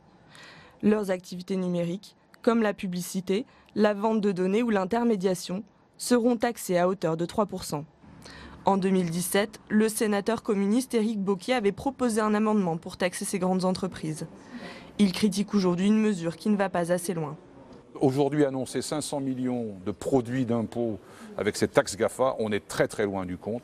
Le chiffre d'affaires des GAFA en France est environ de 13 milliards d'euros. Donc 500 millions d'impôts pour 13 milliards d'euros de chiffre d'affaires, je ne vois pas beaucoup de justice fiscale là-dedans. Pour lui, sans une politique européenne commune, impossible de faire payer les GAFA. Mais Bruno Le Maire espère que cette première étape pourrait inspirer les pays voisins et vise un accord d'ici 2020 au sein de l'OCDE. Et sur ce sujet, on rejoint Tam Tranui qui est avec Catherine Morin-Desailly, présidente centriste de la Commission de la Culture du Sénat. Catherine Morin-Desailly, Bruno Le Maire, faute de parvenir à convaincre nos partenaires européens, présente aujourd'hui son projet de loi pour taxer les géants du numérique. Est-ce déjà pour vous un début de satisfaction ? J'ai toujours encouragé Bruno Le Maire sur cette stratégie parce que depuis 2013, ici on le dit au Sénat à travers nos rapports, il est normal que toute la valeur ajoutée de tout ce qui circule sur le net, cette nouvelle économie, on puisse en tirer aussi les bénéfices, en tout cas dans les pays où se consomment ces contenus. Et aujourd'hui, les GAFA jouent de cela et en réalité ne sont redevables d'aucune fiscalité, ce qui est tout à fait inadmissible. Alors au niveau européen, on n'a pas pu encore se mettre d'accord, donc on légifère au niveau national, je le déplore, mais je connais bien ce sujet, je sais que c'est très difficile d'aller convaincre certains pays. Fallait l'unanimité. Et peut-être qu'il faut commencer par une législation dans plusieurs États membres pour pousser le dossier. Quel est le problème fiscal aujourd'hui posé par les GAFA au niveau européen ? Le problème, c'est qu'ils sont redevables d'une fiscalité dont ils ne s'acquittent pas. Donc, potentiellement, ça sape les moyens de l'action publique, ça menace nos modèles économiques et culturels et politiques, parce que ça confère aux géants du net, d'abord, des moyens incroyablement élevés, ce sont vraiment des rouleaux compresseurs, et comme en plus ça se conjugue à des problèmes de concurrence qui sont non résolus également au niveau européen, qu'ils abusent de leur position dominante et que nous ne sommes pas du tout armés pour lutter contre cela, eh bien, bon an mal an, les géants du net deviennent complètement monopolistiques sur l'ensemble de l'activité économique. Ils sont plus puissants que des États. Plus puissants, ils défient aujourd'hui les États-nations. Et plus grave encore, et c'est ce qui fait enfin que l'opinion publique, les politiques, les journalistes se réveillent, c'est qu'aujourd'hui, ce sont nos démocraties qui sont atteintes dans leur cœur, puisqu'on se rend compte que la puissance de ces plateformes, qui sont redevables de rien, je rappelle que la directive e-commerce qui régit leur statut les rend responsables de rien du tout, eh bien, ces plateformes défient les États-nations et utilisent des moyens qui sont peu conformes à une éthique de respect de la vie privée, des données personnelles à la fois des individus et des entreprises. Et on voit bien que l'affaire Cambridge Analytica montre qu'il y a toute une économie qui se met à notre insu en place au bénéfice de ces géants. Le projet de loi de Bruno Le Maire a pour idée de taxer les entreprises sur le chiffre d'affaires réalisé dans un pays donné. Il doit rapporter, selon lui, 500 millions d'euros. Des ONG disent que ça reste quand même extrêmement limité. C'est beaucoup de bruit pour une mesure très limitée. Que dites-vous ? Je ne dirais pas que c'est beaucoup de prix pour une mesure tout limitée. C'est déjà une mesure courageuse de s'attaquer au problème de la fiscalité de ces GAFAM. La réalité, c'est qu'en effet, au regard de l'immensité des gains, des bénéfices de ces entreprises, c'est une goutte d'eau. C'est toujours mieux que rien, mais c'est une goutte d'eau. Donc ça veut dire que ça ne peut être qu'une première marche vers des dispositions plus larges, en tout cas au niveau européen, que j'appelle depuis tous mes voeux depuis 2013, 2015. Nos rapports le disent ici au Sénat. Depuis très longtemps, le Sénat est en pointe sur ce dossier. Mais ça doit s'accompagner aussi, encore une fois, de mesures qui visent à réouvrir ce qu'est cette directive e-commerce qui spécifie ce qu'est le statut de ces plateformes. Elles sont redevables de rien aujourd'hui. Ce n'est juste pas admissible. Bien, merci beaucoup Catherine Morin-Desailly d'avoir répondu à mes questions. Si, Tam. Mouvement de colère des surveillants pénitentiaires au lendemain de l'attaque au couteau de 2 d'entre eux par un détenu radicalisé dans une prison de l'Orne. De nombreux établissements étaient bloqués ce matin par les personnels qui réclament des moyens et des actes. Les derniers éléments par Louis Duménil. C'est une agression qui pointe les faiblesses du système pénitentiaire. En conséquence, dès mardi soir, une centaine de personnes s'est rassemblée devant la prison de Condé-sur-Sarthe, là où les 2 surveillants ont été attaqués. Suite à un appel des syndicats, ce sont jusqu'à 18 établissements bloqués mercredi. Une mobilisation pour soutenir, mais surtout pour rappeler les conditions difficiles de la profession. agressions, il y en a eu 3 hier. 2 collègues à Condé, un à Château-Thierry qui a été lui aussi égorgé, 13 points de suture. Donc c'est tous les jours. Tous les jours, on a des collègues en France qui tombent sous le coup de détenus violents. Donc il faut s'occuper de ces détenus violents. C'est pas toute la population pénale, loin de là. Ils sont pas si nombreux que ça. Simplement, il faut mettre des structures adaptées avec du matériel. Une nouvelle forme de violence liée aux individus radicalisés. C'est le cas de Michael Chiolo, condamné entre autres pour apologie du terrorisme, mais qui ne faisait pas partie des détenus du quartier de prévention de la radicalisation de la prison. Un système encore en rodage. Il nous faut comprendre pourquoi, alors que l'on disposait de données de services de renseignement, pourquoi ces données n'ont pas été utilisées pour affecter ce personnel, ce détenu, dans l'un des quartiers d'affectation qui aurait pu mieux le prendre en charge. Pourquoi est-ce qu'il a pu avoir accès à une unité de vie familiale? Pourquoi est-ce que l'ensemble de ce drame s'est produit?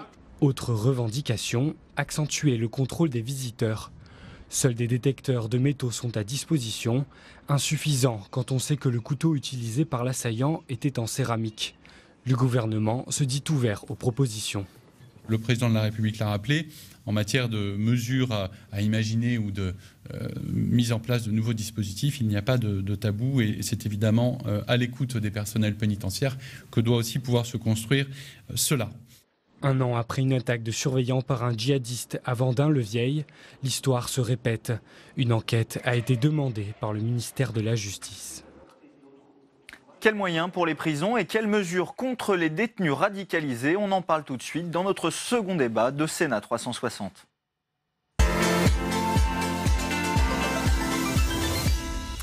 Et j'accueille sur le plateau mes invités. Jacques Bigot, bonjour. Vous êtes sénateur socialiste du Bas-Rhin. À vos côtés, André Reichardt, bonjour et bienvenue sur le plateau. Sénateur Les Républicains du Bas-Rhin. De l'autre côté de la table, Erwan Saoudi, vous êtes délégué Force ouvrière pénitentiaire. Merci d'avoir accepté notre invitation. Et à vos côtés, Farhad Khosrow-Khavar, directeur d'études à l'EHESS, directeur de l'Observatoire de la radicalisation et auteur du livre « Le nouveau djihad en Occident » chez Robert Laffont. Bienvenue à tous sur notre plateau. Alors on va démarrer sur les moyens pénitentiaires. On a vu cette mobilisation ce matin, 18 prisons bloquées. Erwan Saoudi, cet acte, il a déclenché ce mouvement de colère? Déclencher, je dirais plutôt redéclencher. C'est des choses qu'on dénonce déjà depuis longtemps. L'année dernière, il y a eu un mouvement d'ampleur que la pénitentiaire n'avait pas connu depuis plus de 20 ans. Les réponses qui ont été apportées, on le voit aujourd'hui, n'ont pas été suffisantes. Et aujourd'hui, c'est une colère qui était contenue, qui explose à nouveau parce que c'est juste inacceptable de voir des collègues se faire planter comme ça de la sorte. Et qu'est-ce que vous demandez comme moyens supplémentaires? Les fouilles En fait, on demande un tout. Je pense que la réponse, elle est à la fois dans les moyens financiers en termes de sécurité, de matériel, mais avant tout des moyens humains. La grosse difficulté aujourd'hui dans la pénitentiaire, c'est le manque de personnel.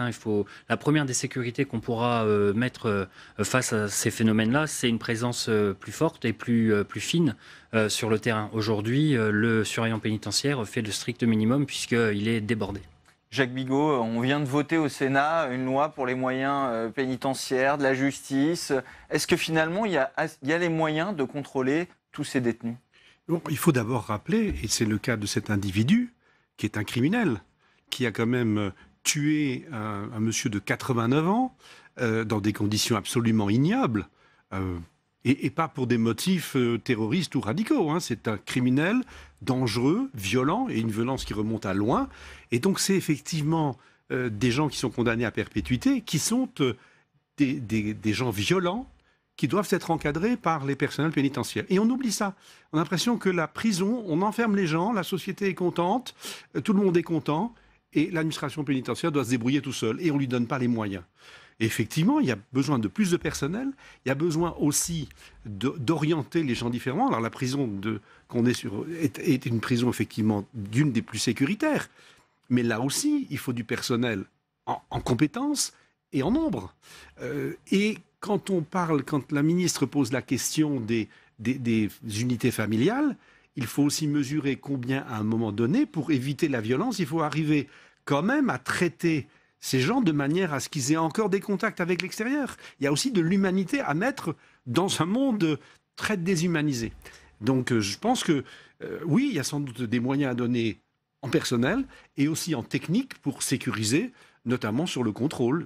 Quand les gens de l'administration pénitentiaire disent qu'il nous faudrait dans ces établissements-là, avec des gens dangereux, si on accorde des visites, effectivement pouvoir contrôler différemment ce que transportent les gens qui vont leur rendre visite, sans doute c'est ça. André Reichardt, on découvre qu'on ne pouvait pas fouiller forcément tous les visiteurs. Ça vous étonne, vous ?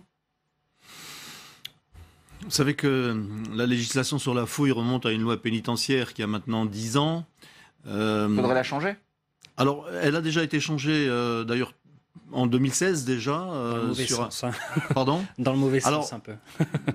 Déjà, les fouilles corporelles posent un vrai souci. À l'heure actuelle, vous savez qu'on ne peut plus systématiser ces fouilles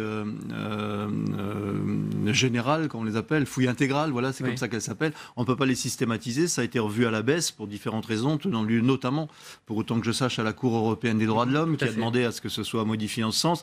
Entre-temps, la législation a à nouveau été modifiée pour aller un peu quand même dans le sens de la sécurité. Cet équilibre entre sécurité et conservation de certaines libertés tout de même, le contact avec l'extérieur. Alors, clairement, je crois que cet équilibre doit être trouvé, mais quand même, ce qu'il faut faire passer avant tout, c'est la sécurité. Encore une fois, moi, je suis très favorable, bien sûr, à respecter l'intimité des prisonniers, etc. Mais que l'on puisse sortir d'un parloir, alors qu'on a quand même, Jacques Bigot vient de le dire, un background particulièrement fort et important, qu'on puisse sortir sans être fouillé de façon quasi systématique, c'est proprement anormal. Donc il faut faire quelque chose aussi à ce niveau-là. Mais encore une fois, il ne faut pas simplement limiter la solution à ce très grave problème, à un problème de fouille. C'est beaucoup plus général. Il y a un an, j'avais été visité. Il y a eu un grand mouvement. C'était à cette occasion-là, un certain nombre de parlementaires dont j'étais ont été visiter les prisons. C'est vrai qu'on s'en préoccupait pas assez. J'étais visité celle de l'Elzo, qui est à côté de Strasbourg. J'en avais franchement plein la tête de revendications qui m'ont paru vraiment fondées. Et on est obligé de dire qu'un an après, il s'est quasiment rien passé. Enfin, on va le dire clairement. Alors c'est vrai qu'on vient de voter, on a examiné un programme pluriannuel de moyens pour la justice et notamment pour les établissements pénitentiaires. Alors je ne sais pas s'il est déjà dépassé. C'est un plus quand même clair qui est apporté, mais manifestement, il faut le faire vite, quoi. Il faut le faire vite et pas seulement, ça passe pas seulement par des constructions de nouveaux établissements. Ça passe aussi par un certain nombre de mesures. Enfin, ce qui se passe, voilà, sur les contrats d'évaluation de la radicalisation, les quartiers d'évaluation de la radicalisation, c'est franchement anormal. Enfin, il en faudrait beaucoup plus. Et puis il y a un vrai travail qui est à faire et qui a été commencé d'ailleurs par Jean-Jacques Voise à l'époque sur la spécialisation des établissements. C'est-à-dire qu'il faut aussi pouvoir distinguer en fonction de la nature des personnes, pas seulement de la sanction, mais aussi de leur comportement. On sait aussi que l'on a dans les prisons un nombre important de psychopathes, de gens qui sont dangereux, qui relèvent de la psychiatrie autant que de la prison. Je n'ai pas dit qu'il fallait les sortir de la prison, mais par contre, il faut trouver aussi le traitement et former les personnels à cela. C'est extrêmement difficile. Et ça suppose une spécialisation, pour être très clair, des établissements. Farhad Khosrow-Khavar, sur cette violence, finalement, on a l'impression, on a entendu dans le sujet, il y a eu 3 agressions hier, il y en a eu 2 à la prison de Condé-sur-Sarthe, mais il y en a eu une autre. Cette violence en prison, est-ce qu'elle est de plus en plus importante ? Vous savez, on n'a pas les moyens de les mesurer autrement que quantitativement. Mais en même temps, il ne faut pas oublier que, par exemple, quand il s'agit d'une violence au nom du djihadisme ou de la radicalisation, ça n'a pas le même effet. Là, on n'en parle que parce que c'est quelqu'un de radicalisé ? Non, on en parle davantage et surtout mondialement parce que c'est quelqu'un dont on dit qu'il a été radicalisé. C'est par conséquent un phénomène lié aussi à un vocabulaire, à une façon d'identifier un certain nombre de cas. La violence en prison, vous savez, compte tenu de la surpopulation carcérale, surtout dans les maisons d'arrêt, Alors, c'est pas le cas à Condé-sur-Sarthe. Non, il y a pas de non, mais surpopulation précisément, ce cas montre très bien qu'il y a un niveau de violence qui est quasiment lié à la fonction carcérale avec des détenus extrêmement dangereux. Je veux dire, vous pouvez instaurer, par exemple, énormément de restrictions, Mais alors ça va sauter. Ce sont des détenus qui sont condamnés à 20 ans, 30 ans de prison. Ils n'ont rien à perdre. Je veux dire, moi, j'ai fait un travail sur les prisons et dans les débats que j'ai eus avec les surveillants, avec le personnel, me disaient ces gens-là sont dangereux parce que si on fait trop de restrictions, si on impose trop de restrictions à leur égard, eh ben, ils ne craignent pas d'aller aux extrêmes. Ils n'ont rien à perdre. Quand quelqu'un est condamné à 30 ans de prison, avoir 3 ans de plus, qu'est-ce que ça change dans sa vie? Donc, il y a un phénomène aussi irréductible, mais qu'on peut en partie, en un sens, dont on peut en partie réduire les aléas. On va évoquer les pistes juste après. Sur cette question de la violence en prison, je voudrais vous poser une question, Erwan Saoudi. On a entendu, on en parle beaucoup, qu'on sait un détenu radicalisé, mais c'est vraiment des agressions quotidiennes dans les prisons françaises. Mais bien sûr, en fait, effectivement, là, il y a un regard qui est médiatique et du coup qui porte le problème aux yeux de tout le monde. Mais le problème de la violence en prison, ça fait un moment qu'il est installé. Et effectivement, la violence, elle est énorme, elle est de plus en plus forte.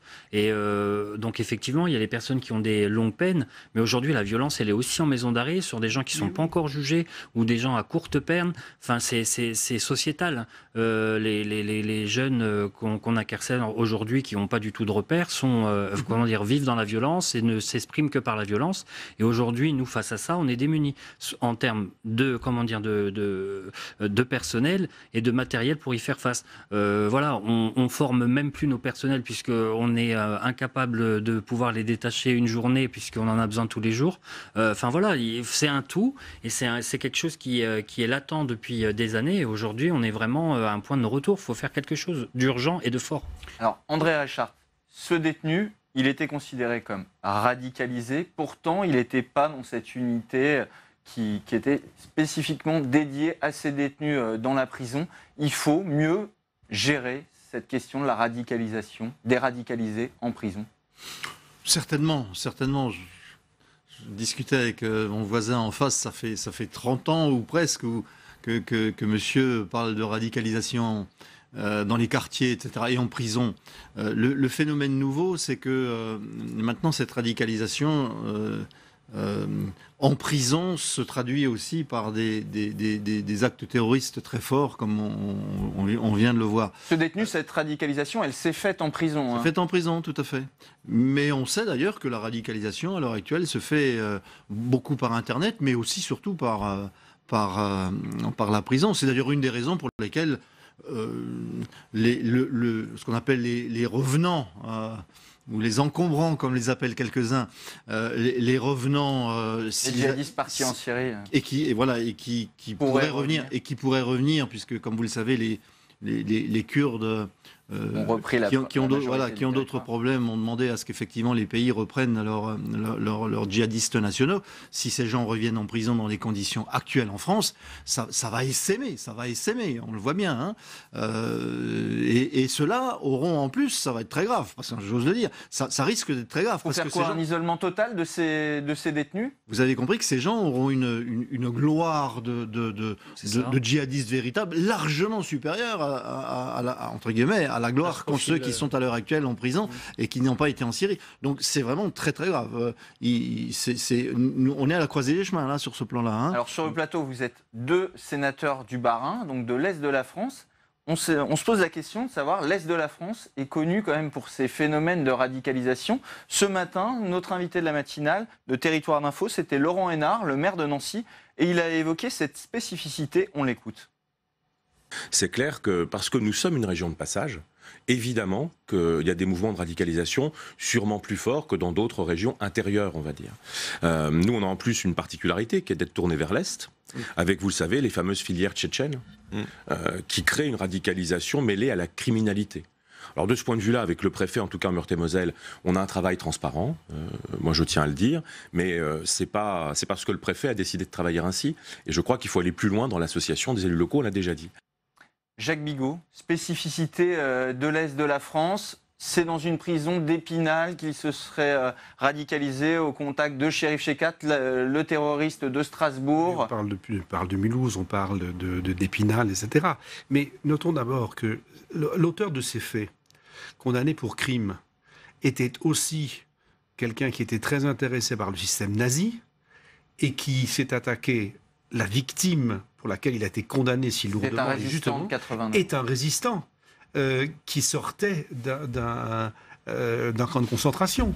Donc on voit bien aussi quelle était la dérive chez ce jeune, très jeune. Faisons le parallèle aujourd'hui avec ce que nous vivons en Alsace, avec le regain de l'antisémitisme qui est très fort. Donc on sent bien que ce sont des gens qui cherchent un sens. Et ce garçon, aujourd'hui on parle de sa condamnation à 1 an pour apologie du terrorisme, ce qui est quand même important, c'est sa condamnation à perpétuité pour ce crime odieux qu'il a commis. Il faut le situer, il faut se poser même la question de savoir si sa radicalisation n'est pas une façon de devenir un personnage important, comme pour Cherif Shekat, qui était un malfaiteur quelconque. Mais par contre, il s'est donné un sens à son existence. Et puis, en plus, ils veulent que l'on leur donne la mort, comme des héros. Donc, on sent bien qu'il y a quelque chose d'une dérive sur laquelle il faut travailler. Mais je ne suis pas sûr que son placement, je ne suis pas dans le détail des choses, à Condé-sur-Vire, avec d'autres gens lourdement condamnés, qui ne sont pas forcément radicalisés, n'était pas mieux que de l'avoir envoyé dans des endroits avec d'autres radicalisés qui pourraient radicaliser. C'est des questions, mais on est dans le détail, sur de l'humain. Il faut bien comprendre ça. Et l'autre côté, c'est comment est-ce que l'on permet effectivement à nos prisons de fonctionner, de vivre. Lorsqu'on réclame plus d'établissements pénitentiaires, ça ne sert à rien tant que nous ne réussirons pas à recruter et à payer correctement plus de personnel pour les prisons. C'est ça le problème. Farhad Khosrow-Khavar, vous travaillez depuis longtemps sur ce phénomène de radicalisation en prison, et pourtant, on le voit, il y a des trous dans la raquette, ils ne sont pas forcément placés dans des quartiers spécialisés, ils sont trop nombreux, il n'y a pas le personnel, ou alors on n'a pas assez fait les choses. Le problème essentiel, c'est que maintenant, on a 2 catégories de radicalisés. Il y a les radicalisés durs, les frères Klein, par exemple, qui, semble-t-il, ont été mis à mort dans les bombardements en Syrie. Il y a les frères Al-Shawi, etc., qui ont été dans les attentats du 13 novembre 2015 ou mars 2016 en Belgique. Ce sont des gens qui ont, en fait, de la conséquence dans les idées. Ils savent ce qu'ils veulent un système alternatif, ils veulent une sorte de califat universel en substitution aux démocraties laïques. Par contre, on a des gens comme Cherif Shekat ou comme Michael... comment il s'appelle, Michael Choliot. Bon, bref, peu importe. Ces individus-là ont une vie désespérée, ils sont vraiment dans une situation qui est totalement... Ils se trouvent une cause ? Il faut qu'ils se rehaussent dans leur propre estime de soi. Et ils sont, par exemple, Cherif Shekat avait été condamné à 24 termes de prison. Il avait eu une vie totalement détruite.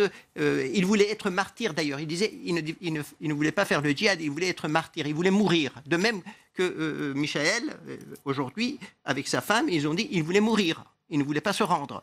Par conséquent, ce sont des gens totalement désespérés pour qui, à chaque fois qu'on utilise le mot radicalisation, le mot djihadiste, le mot terroriste, c'est une glorification. Il faut éviter de les traiter de la même façon que les vrais djihadistes.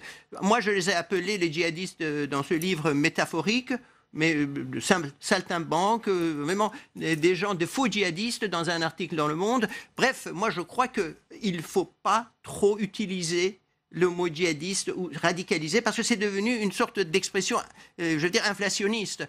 À force de l'appliquer à n'importe qui, de n'importe quelle façon, on ne se rend pas compte ô combien on encourage ces gens-là, parce qu'ils ont besoin de cette espèce de surplus d'estime de soi et de la glorification de soi. Maintenant, ce monsieur est connu du monde entier.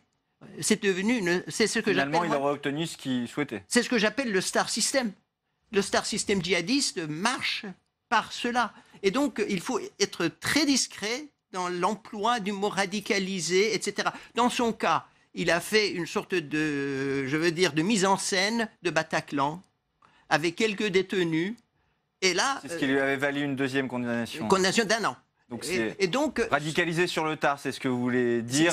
C'est une radicalisation, si vous voulez, pseudo-radicalisation. Ça leur donne un sens à la vie et surtout ça les rehausse au-dessus des autres. Et quelles mesures pour empêcher finalement cette...